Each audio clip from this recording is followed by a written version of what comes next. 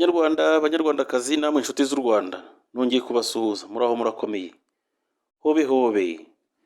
Uyu munsi turakomeza kuvuga ku Rwanda n'Abanyarwanda, ituro ritagatifu rya Kristo Umwami. Turumva neza u Rwanda mu isura y'abanyamihango. Ese abanyamihango bavuga bati u Rwanda?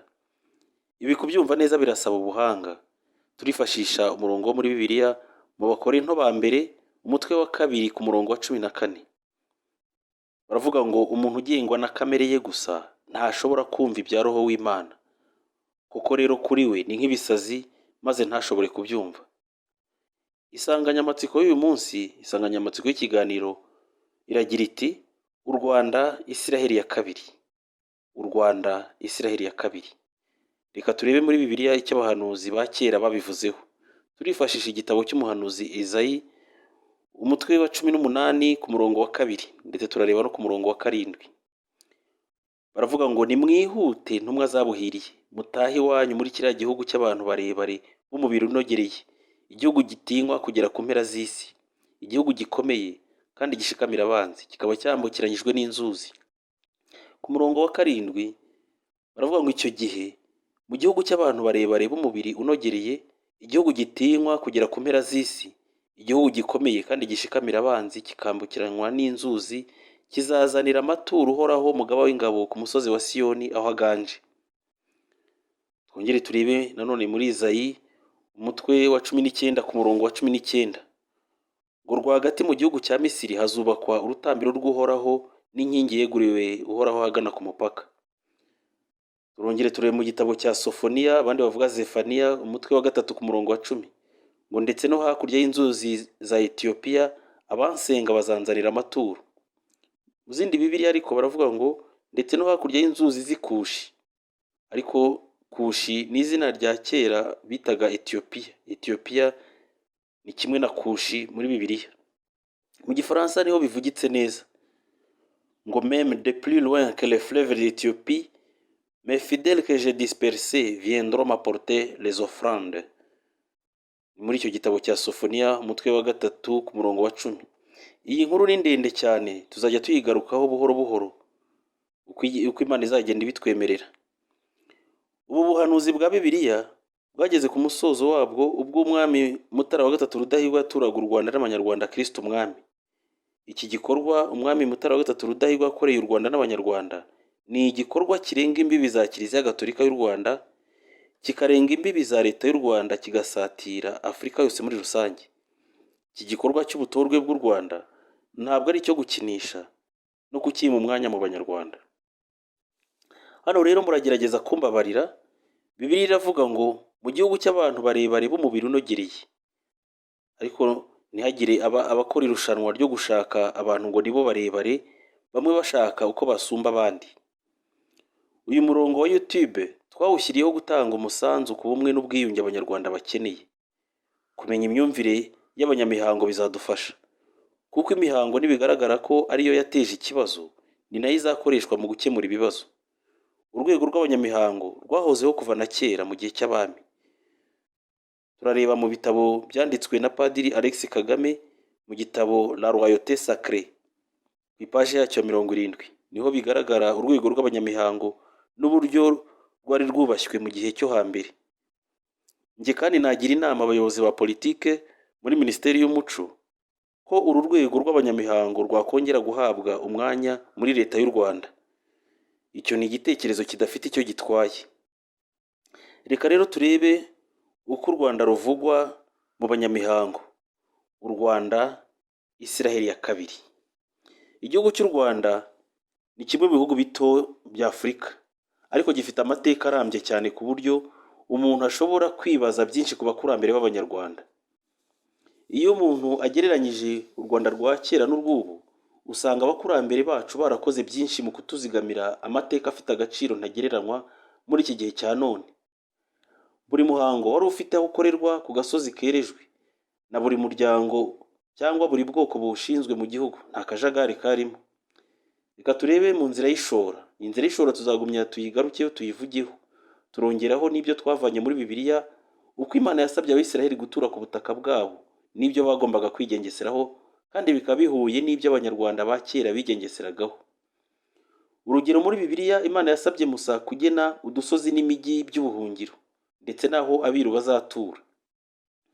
Uhoraho abwira Musa ati uzarobanure imijyi 3 muri icyo gihugu cyawe, icyo Uhoraho Imana yawe aguhaye ngo ukigarurire. Uharure imihanda iganayo, ugabanyemo 3 igihugu Uhoraho Imana yawe aguhayeho ubukonde, maze umuntu wese wishe undi ajya abona ubuhungiro. Biri mu gitabo cy'ivugururamategeko, abandi bita ugutegeka kwa kabiri, Deuteronome, umutwe wa 19 kuva ku murongo wa 2 kugera ku wa 3. Nuko rero Musa arobanura imijyi 3 hakurya ya Yorodani mu ruhande rw'iburasirazuba, kugira ngo ibe ubuhungiro bw'umuntu wese wishe mugenzi we atabishaka, atabitewe n'uko yari asanzwe amwanga na mbere hose. Bene uwo mwicanyi nahungira muri umwe muri iyo mijyi, bazamureke akomeze kubaho. Biri mu gitabo cy'ivugururamategeko, gutegeka kwa kabiri, umutwe wa 4 kuva ku murongo wa 41 na 42. Ariko ibijyanye n'imijyi y'ubuhungiro urabisanga mu gitabo cy'ibarura. Igitabo bavuga ni igitabo cy'ibarura, kubara, nombre, umutwe wa 35 kuva ku murongo wa 9 tugere ku murongo wa 20. Wongere turi mu gitabo cya Josuwe, umutwe wa 20 kuva ku murongo wa 1 tugere ku murongo wa 3. Uhoraho abwira Josuwe ati bwira utya Abayisiraheli, nimwigenere imijyi y'ubuhungiro nabasezeranyije ntumye Musa. Aho niho uzaba yishe umuntu atabishaka azajya ashobora guhungira, kandi izababera ubuhungiro kugira ngo murokoke umuhozi w'amaraso. Ni muri icyo gitabo cya Josuwe, umutwe wa 20 kuva ku murongo wa 1 kugera ku murongo wa 3. Aya mategeko nayo mu Rwanda rwo hambere yarubahirijwe. Iyo umuntu yakoraga ibyaha bikomeye agahungira mu turere tumwe na tumwe, ntawabaga kimukurikiranye. Aha twavuga nko mu ndorwa y'ubushengero na ndorwa y'ubutumbi, abandi bavuga mu ndorwa y'ubutumbi. Aha turavutanga urugero nanone ku Ijwi na Masisi, ahitwaga mu Mitabo kwa Ndezi. Umuntu wese wahuraga n'ikibazo kimutera guhunga yabonaga icyerekezo. Aha turatanga n'urugero mu Kingogo. Ikingogo n'ubuhungiro bw'ibikomangoma byagomeye umwami, ariko inzuzi zikabimana. Birumvikana ko ibikomangoma bitahungira mu mahanga kimwe na rubanda. Ariko hakaboneka urundi rugero mu gihe umwana w'umwami bateganya ko ari uzaba umwami, bimubayeho ko nawe yahunga. Aha twatanga urugero abahungiye Karagwe n'abahungiye mu Gisaka. Turebe neza ikarita y'u Rwanda uko ishushanyije, cyane cyane twifashisha uruzi rwa Nyabarongo n'umugezi wa Nyabugogo, uko turuka mu kiyaga cya Muhazi. Noneho rero erekeza amaso yawe mu masangano ya Nyabarongo n'uruzi rwa Nyabugogo. Kuki izi nzuzi arizo twifashisha? Icya mbere nuko izi nzuzi arizo zifashishwaga mu gihe abakurambere b'Abanyarwanda bakoraga inzira y'ishora. Inzira y'ishora yakorerwaga mu misozi n'utubande tw'imisozi ya Kigali. Hari umusozi wa Kigali Karama, ariwo uyu munsi bavuga Mont Kigali, Kigali Nyamweru mu mpinga ya Ruyenzi, tukabona n'undi musozi wa Kigali Kanyinya na Jari. Icya kabiri nuko iyo migezi ifite ibisobanuro. Nka Nyabugogo kubituruka muri Gasabo mu isambu ya Gihanga, iwabo w'abami b'Abanyarwanda, iwabo w'Abanyiginya. Urwo ruzi, uwo mugezi urubahwa cyane mu gihe cy'imihango. Kuba uwo mugezi ugenda ukiroha muri Nyabarongo, kandi rubanda bavuga ngo Nyabarongo yica uyizaniye, byateraga ubwoba Abanyiginya, bigatuma mu gihe cy'imihango bayihindurira izina bakayita Mbizi. Bari bafite uko babyumva, ariko ibyo ni ibirari by'amateka y'imihango. Uvuye rero mu masangano ya Nyabarongo na Nyabugogo, urazamuka werekeza amajyaruguru, uko Nduga igabana n'Ubumbogo, ugere mu masangano ya Mukungwa na Nyabarongo. Hafi aho hari andi masangano y'uruzi rwa Giciye na Mukungwa, aho akarere ka Nyabihu kagabanira na Ngororero y'ubu, bahita ku Rubagabaga. Ukomeze noneho uzamuke ugana mu Bushiru, uko Ubushiru bugabana n'Ubuhoma kugera mu Rwankeri, uko Ubugoyi bugabana na Rwankeri mbese uko komine Mutura yagabanaga na komine Mukingo, winjire mu kirunga cya Karisimbi. Ongera rero umanuke usubire mu masangano ya Nyabugogo na Nyabarongo, utambike werekeza iburasirazuba uko buriza bugabana n'Ubwanacyambwe, winjire neza neza mu kiyaga cya Muhazi, ukinyuremo ukomeze umurongo ugana amajyaruguru y'ikiyaga cy'Ihema. Ako karere niko abanyamihango b'ibwami mu nzira y'ishora bitaga ko ari igihugu cy'abakurambere batabarutse. Muribuka ko no gushyingurwa kw'abami n'abagabekazi babashyinguraga i Rutare rwa Nyabijunde. Abanyarwanda bavugaga ko abantu babo, abakurambere babo batuye mu birunga. Iyo rero hakorwaga umuhango w'inzira y'ishora, abo bakurambere babo bumvaga ko nabo batumiwe, ariko ko batemerewe kurenga uruzi rwa Nyabarongo na Nyabugogo, bagaharirwa umusozi wa Jari na Gasyata. Twongere dusubire mu masangano ya Nyabarongo n'umugezi wa Nyabugogo, tugane mu majyepfo ahagana mu Bugesera, tunyure ku kiyaga cya Cyohoha uko Akanyaru kagabanya u Rwanda n'u Burundi. Duhereye kuri ibyo, muri ayo masangano ya Nyabugogo na Nyabarongo murabona ko igihugu kigabanyijemo gatatu. Hari igice twabonye gihagarariye abitabye Imana, abakurambere nyine. Icyo gice gihera mu masangano ya Nyabugogo na Nyabarongo kigatwara wa musozi wa Kigali, Jari na Kanyinya. Hari ikindi gice kirimo Nduga n'uburengerazuba bwose.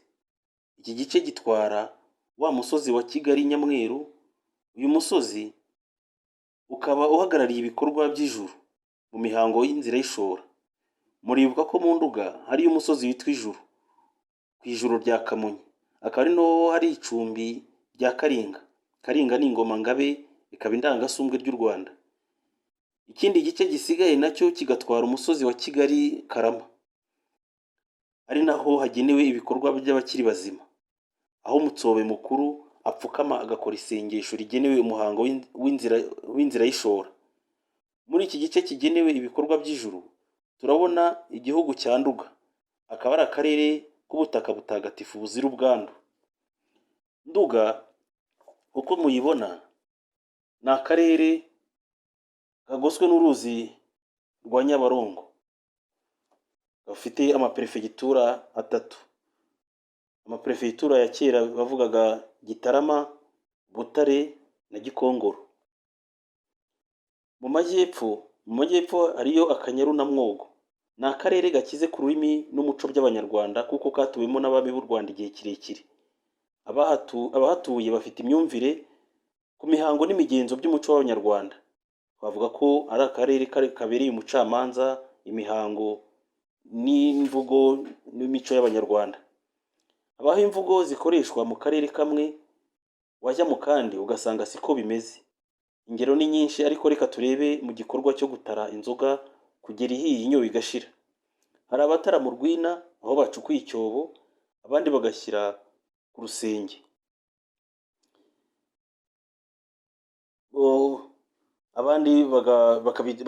Abandi bakareka bigahira aho babitwikiriye. Hari aho bengeshaga amaguru, abandi bagakoresha amaboko. Hari abavuga guhogorora, abandi ngo ni ukuvunura, ahandi bakavuga kubitura. Ibyo byose bavuga ko ari Ikinyarwanda kijyanye n'ibanga ry'irenzamvugo bikoreshwa mu Rwanda. Hari uturere tumwe na tumwe, sinzi niba ari mu gihugu cyose cy'u Rwanda, iyo abaturage banywaga inzoga, cyane cyane mu bukwe cyangwa mu budehe, aho bahuriye banywa inzoga ari benshi, birindaga rwose kuyibara ngo bakonoze. Hari akayoga gake gasigara mu ntango bakayita ngo ni inzoga y'ubwami. Mu by'ukuri si ako kayoga babaga bavuga, ahubwo nta muturage wamaraga inzoga mu rugo ngo ayimare ayikonoze ayimaremo.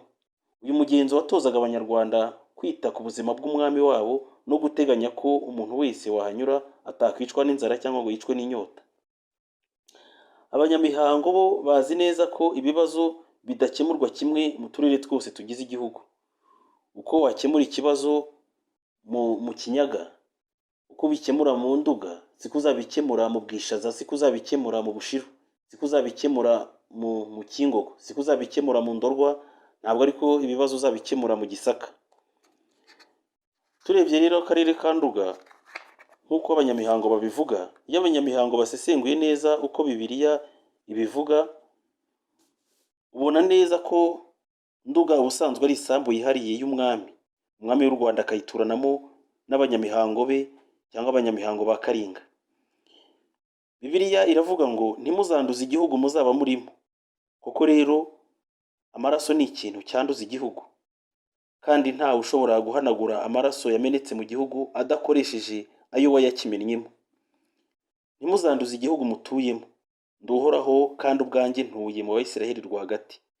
Reka hano tuvuge tuti ndi Uhoraho kandi ubwanjye ntuye mu Banyarwanda rwagati. Biri mu gitabo cy'ibarura, aho bavuga kubara nombre, umutwe wa 35 kuva ku murongo wa 33 na 34.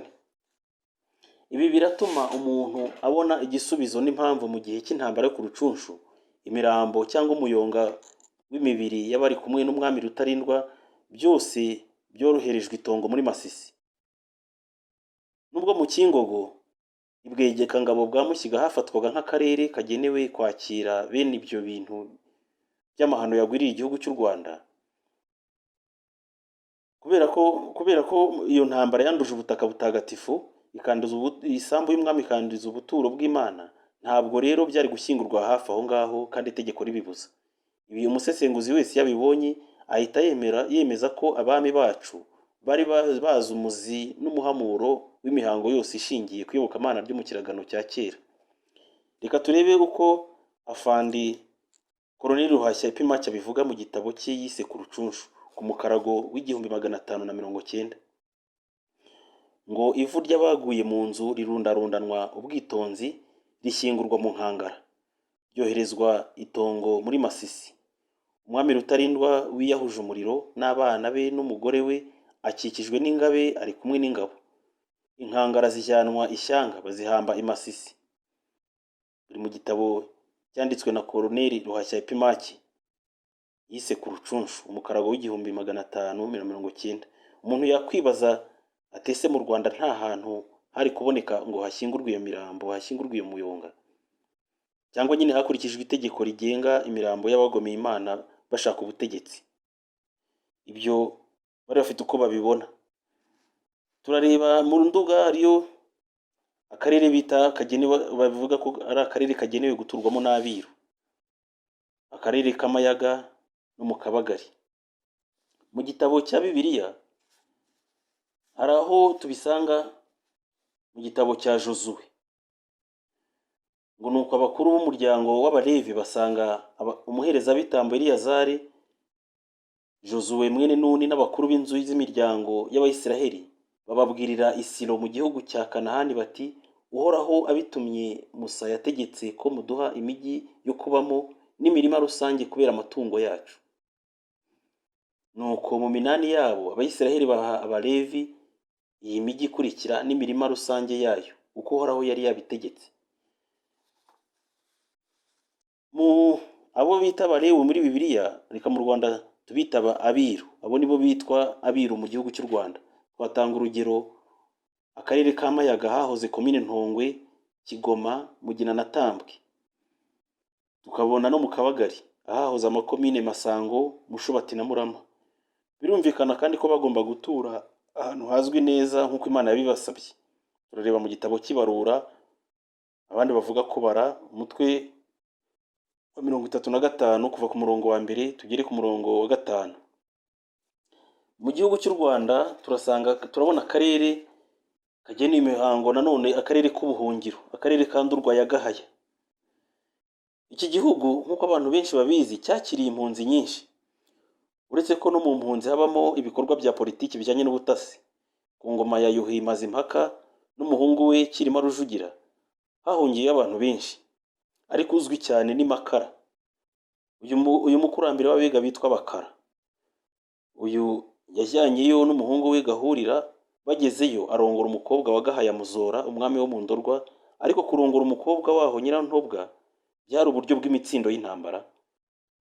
Abahungu ba Nyirantobwa, abishywa bo kwa Gahaya, nibo bahawe kuyobora ingabo zatsinze Ndorwa ku ngoma y'umwami Kigeli wa III Ndabarasa. Birangira ari naho Ndabarasa atuye kugeza atanze.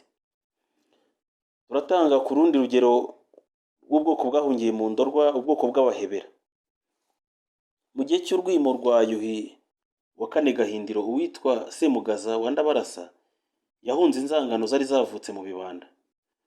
Ubwo barya inyonza bankebya yamushinjaga kuzafata ingoma akayigarurira. Uyu Semugaza rero abatoni b'umwami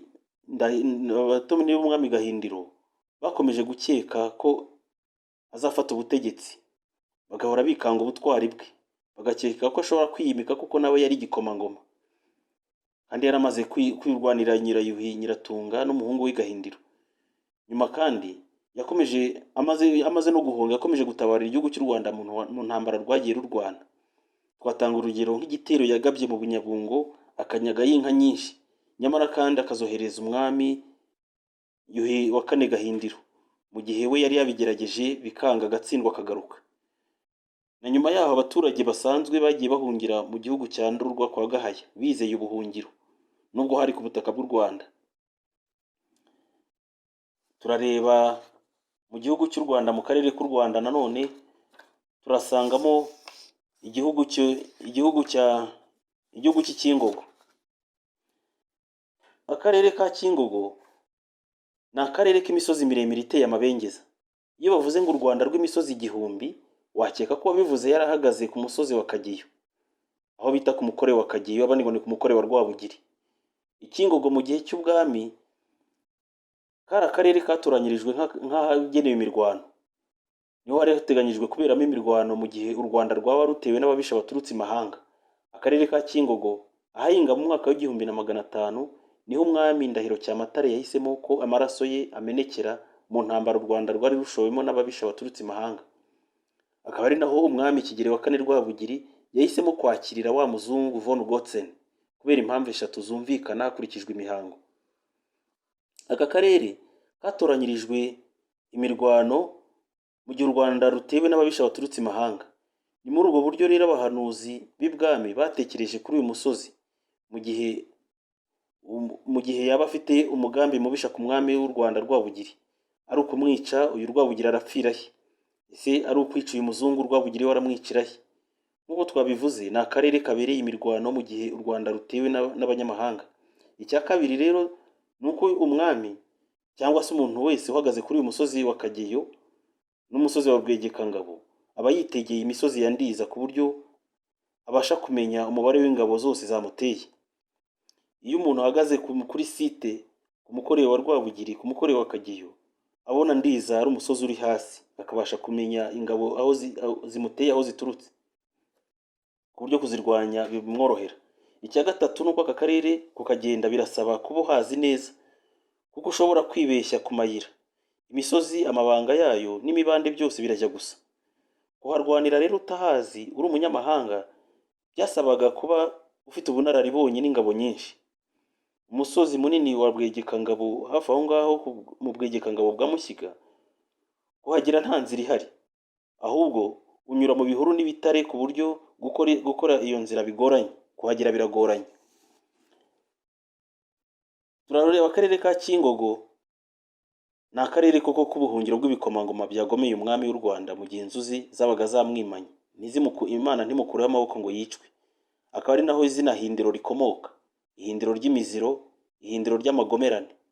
Aha twakwibuka Karamira ka Vuningoma, umwiru mukuru w'imitse Kigeli Rwabugiri, nyuma yaje kugaragaraho ubugambanyi mu cyiswe inkota y'Imbirima n'Amatovu, mu gihe cy'urupfu rw'umugabekazi Nyirakigeli Murorunkwere. Mu Kingogo hariyo amateka menshi ateye ukwayo. Nyuma y'urupfu rw'umwami Ndahiro Cyamatare, Abanyarwanda bababajwe cyane n'ibyamukorewe. Abanyarwanda bahururiye kugera aho uwo mwami yapfiriye, ariko uhageze wese agasuka amarira iyo yibukaga urupfu rw'umwami we nabi. Birumvikana ko byamaze imyaka myinshi ibisekuru bigaha ibindi kugera na n'uyu munsi. Ako kagezi kanyura hafi y'ishuri ry'imyuga rya Eto Gatumba hakisuka muri Nyabarongo. Mbese ako kagezi karatangarirwa. Abagenzi bose bahanyura ubona ko kabakoze ku mutima no kukitegereza batuje bibaza amateka yo ku kagezi, akagezi k'ibirira by'Abanyarwanda. nyuma haje kwitwa komine Kibirira, akagezi Kibirira na komine Kibirira. Hari umusozi wa Bwegekangabo ni mu murenge wa Ngororero. Ku bijyanye n'imitsindo, kuri uyu musozi wa Bwegekangabo niho hari hagenewe gushyingura ibikoresho byakoreshejwe mu mihango yo kwivukura amahano ashobora kugira ingaruka ku gihugu cy'u Rwanda. Urugero dutanga ni amacumu yatabarutse i Bukunzi mu gitero cyo guhora. Turabisanga mu gitabo barubonamo sacree mu nzira y'ishora ku mukarago w'igihumbi 225. Ngo ya macumu yatabarutse i Bukunzi bakayajyana i Bwegekangabo. Muri aka karere hari ibirari by'andi mazina y'urwibutso. Turabona aho bita irubi rw'inyundo, ni mu Bwira mu murenge wa Bwira ahahoze ari komine Kibirira ya kera. Wita irubi rw'inyundo nuko ngo bavuga ko mu gitero cyagabwe mu gihe barwanyaga Kiginani cya Matare hakoreshejwe inyundo. Bavuga ko izo ngabo zari zitwaje amanyundo, inyundo akaba arizo zakoreshejwe mu kwicwa umwami w'u Rwanda Ndahiro cya Matare. Bakavuga ko ibibi by'inyundo bakabyibukira kuri uwo musozi muri ako gace. Hari umusozi witwa mu miko y'abakobwa, ubu ni mu murenge wa Kageyo. Bavuga ko abakobwa ba Ndahiro bari beza n'abagore be ngo bari beza, yari afite abakobwa n'abagore beza cyane. Bakaba barabambye mu biti by'imiko, mu biti by'imiko byari biri aho ngaho kuri uwo musozi. Ubu hubatse site, hubatse moteri nziza cyane, ni ku mukore wa Kageyo. Hafi aho ngaho hirya gato hari aho bita mu Irasaniro mu murenge wa Gatumba. Hafi aho ngaho amateka avuga ko Kingogo, igihugu cy'Ingogo, ari izina rikomoka ku miterere y'aka karere gafite imisozi iteye ukwayo. Ubwo Mibambwe Sekarongoro wa mbere Mutabazi yari amaze gutsinda Mashira umwami wo mu Nduga, abari bamubereye inshuti n'ibikomangoma, bari bamubereye ibyegera, abenshi bahungiye muri aka karere kitwaga Ubugamba. Ikingogo byaje nyuma. Baragenda baburira mu mihora n'imisozi, aho kubakurikirana bitari gushoboka kubera ubwihisho. Uyu Mibambwe nawe byamuteye ikibazo kubura amaboko yari akeneye mu Nduga ngari. Akora amayeri yo kuboherereza amatungo, amashyo y'inka n'ihene ngo bamuragirire, nabo babona amatungo bafatagije n'umwami. Ariko ntibyakunze, kuko izo nka zahirimye ku misozi, inyinshi zirapfa, nizo bahunganye n'amatungo bahunganye byose birapfa. Abanyarwanda bavuga byo kuhaninura ngo ni igihugu cyagaritse ingogo, igihugu cy'ingogo ngo ni ikingogo. Noneho nyuma y'imyaka mike itagera no ku myaka 50, umwuzukuru w'uyu Mibambwe Sekarongoro Mutabazi aza kuhagwa yishwe n'abanzi be. Noneho izina rirahama, kiba igihugu cy'ingogo, igihugu cyanze inka n'imyambo, kikaba cyanze umwami. Iki gihugu ni nacyo mvano yo gukora icyunamo cyahozeho mu Rwanda, icyo abanyarwanda bitana inzira ya Gicurasi ku mwami w'u Rwanda no mu banyarwanda bose, kuko niho bavanye ukwiheba. Nyamara kandi iyo umuntu arebye neza no muri Bibiliya, asanga aho Imana isaba Abayisiraheli kujya bafata ukwezi kumwe mu mezi agize umwaka bakibuka umubabaro wabo ko abakurambere babo bigeze kuba abacakara mu Misiri, bakibuka imbaraga zakoreshejwe, bakibuka abantu n'ibitambo byahasize ubuzima. Nanone mu gihugu cy'u Rwanda turabona igihugu cy'imihango, akarere k'imitsindo y'u Rwanda, mu Bukunzi kwa Ndagano. Igihugu cy'Ubukunzi kiri mu burengerazuba bw'amajyepfo y'u Rwanda, kigahana imbibi n'Ubusozo mu burasirazuba, Mpara mu majyaruguru no mu burengerazuba, Biru n'u Burundi mu majyepfo. Izina rizwi na benshi ni mu Kinyaga. Ingoma y'Ubukunzi ni iya kera cyane, ikomoka ku ngoma z'Abasinga. Bayivugamo umwami Kija wari umuvubyi, kimwe n'abami bamuzunguye bari ibyamamare mu mwuga w'ubuvubyi, bigatuma bubahwa mu karere. Bavubiraga igihugu cyabo cy'Ubukunzi ndetse bakavubira n'igihugu cy'u Rwanda. Umwami waho yaturaga umwami w'u Rwanda, ariko umwami w'u Rwanda nawe agatanga amasororo ku mwami w'Ubukunzi. Iyo umuntu ashishoje neza, iki gihugu cyari kigeneye imitsindo ku bami b'u Rwanda.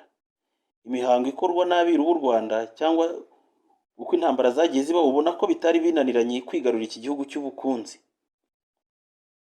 ariko bakakireka kubw'imitsindo n'ubwiru, bakareka umwami w'Ubukunzi akayobora, akazungurwa n'umwana we. Mu gihe cy'abakoloni, abazungu ntibumvaga ukuntu Ubukunzi butayoboka Musinga umwami w'u Rwanda, ngo bari nawe ukomeza gutanga amategeko ategeka Abanyabukunzi. Abadage bakoze ibishoboka byose ngo bahagandure, ariko biba iby'ubusa. Mu 1920 Ababiligi bagerageje kuguyaguya Ndagano Ruhagata umwami w'ubukunzi, ariko ntibyabahira.